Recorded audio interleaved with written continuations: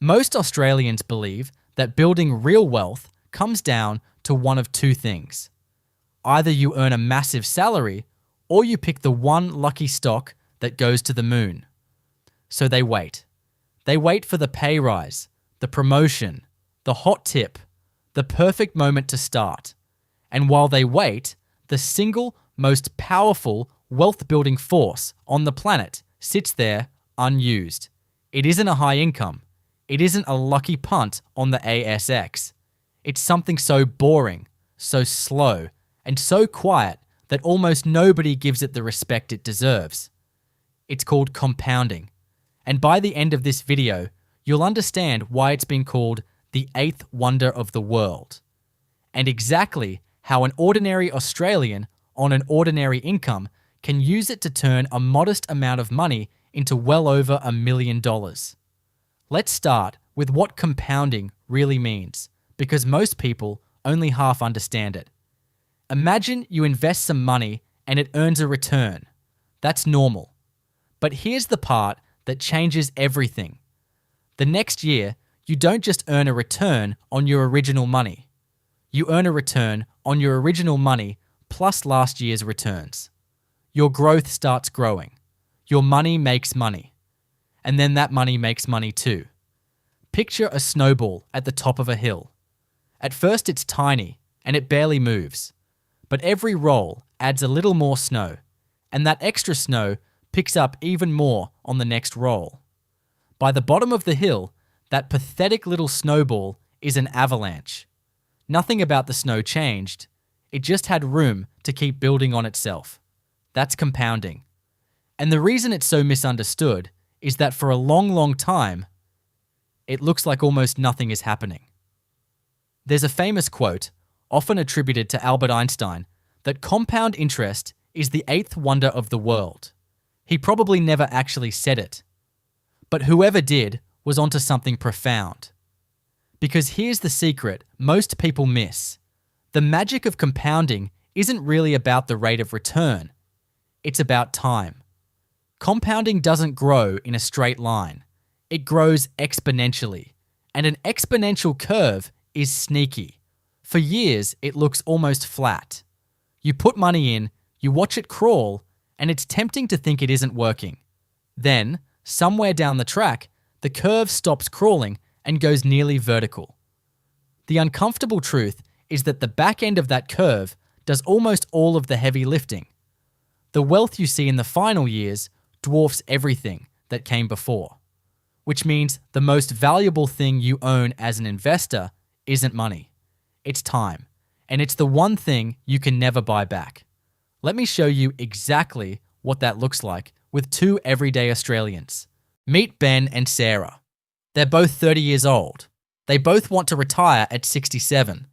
And to keep this fair, we'll assume both of them earn the same return on their money, 8% a year, which is a reasonable long-run assumption for a diversified growth portfolio. They each start with the same $10,000. Here's the only difference.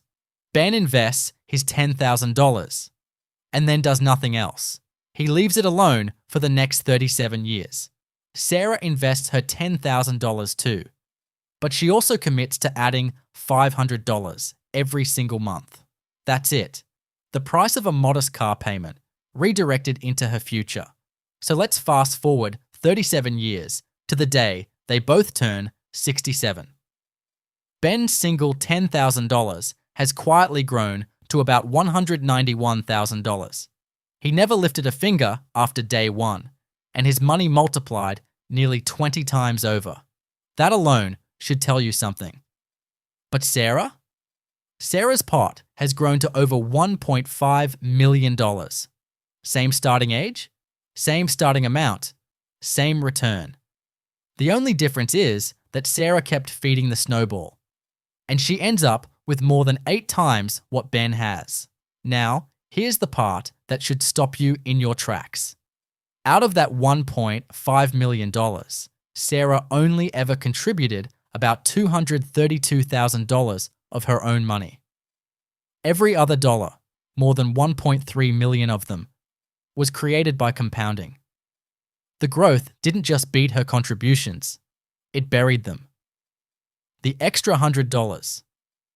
Now let's play with one small lever, because this is where it gets almost unfair. What if Sarah could find just $100 more a month? Not $500, $600. Maybe she packs lunch a few more days a week. Maybe she negotiates one bill down. Over 37 years, that extra $100 a month adds up to just $44,000 of additional contributions. A meaningful amount, sure, but not life-changing on its own. Except by retirement, Sarah doesn't end up with $44,000 more. She ends up with about $1.82 million. That's roughly $271,000 more than the $500 a month version. Read that again. An extra $44,000 in turned into an extra $271,000 out. That $100 a month came back more than 6 times over because it got the exact same exponential treatment as every other dollar. Small, consistent increases don't add to your wealth. They multiply it. What if returns are stronger? Now, everything I've shown you so far assumes an 8% return. But what if the market is kinder than that over the decades? Let's run the exact same scenario at 10% a year, closer to the long-run average of global and Australian share markets. And just watch what happens. Ben's untouched $10,000 climbs from $191,000 to nearly $400,000. Sarah, at $500 a month, jumps from $1.5 million to over $2.7 million. And Sarah, at $600 a month, nearly $3.2 million. A 2% bump in the return doesn't make the numbers a little bigger. Over a long enough timeline, it makes them dramatically bigger. Because that extra 2% is also compounding, year after year after year. Now I want to come back to Ben, because we've been a little unfair to him. We treated him as the cautionary tale, the man who did nothing. But let's ask a different question. What if Ben had done exactly the same thing? Invest $10,000, never touch it again? But he'd simply started 10 years earlier, at age 20 instead of 30? Same $10,000? Same complete inaction. The only change is a 10-year head start. At 8%, Ben's single $10,000 deposit grows to about $424,000 by age 67. Remember, starting at 30, it became $191,000. Those 10 extra years, doing absolutely nothing, more than doubled his result.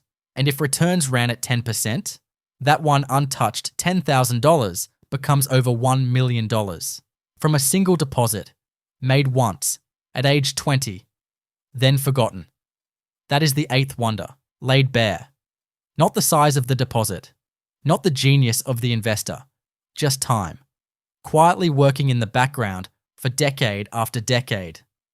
Now, Sarah, who started at 30 and contributed consistently, still comfortably outfinishes Ben, with around $1.5 million to his $424,000. Because consistency is, and always will be, the engine that builds a fortune. But Ben's lonely $10,000 turned into hundreds of thousands, or even $1 million, by nothing more than an early start, is the proof of something every Australian needs to hear. The best time to begin was years ago. The second best time is today. Here's what I don't want you to take from this. I don't want you to think Sarah is special, or that she had some advantage you don't. She didn't. $500 a month is not the privilege of the wealthy.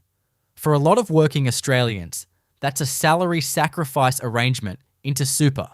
It's an automated transfer into a low-cost index fund, or ETF, the day after payday. It's the money that currently leaks out on things you won't remember in a month.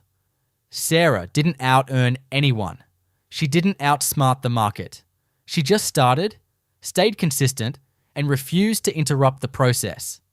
That's the entire formula. Anyone watching this can run it. A quick, honest note. None of these returns are guaranteed. Markets rise and fall.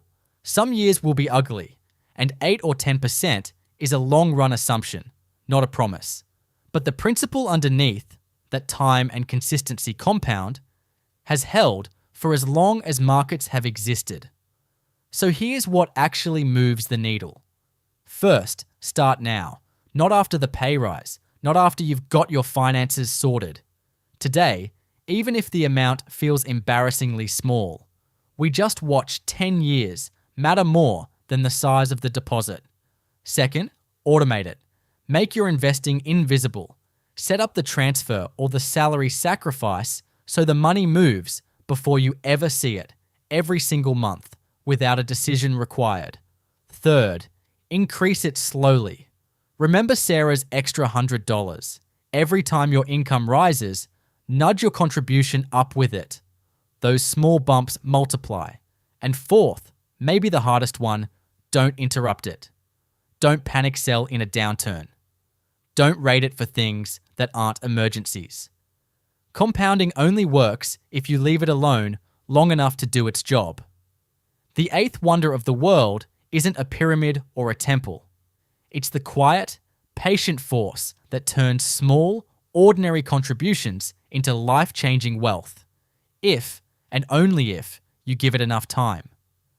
Ben showed us that even doing nothing, an early start can work wonders. Sarah showed us that consistency builds a fortune. Put both together, start early and stay consistent. And you get the most powerful combination available to any everyday investor. The earlier you start, the less you ever have to do. So the only real question left is, when does your snowball start rolling? If this helped the way you think about your money, you know what to do. Subscribe, and I'll see you in the next one. Always keep learning, keep compounding,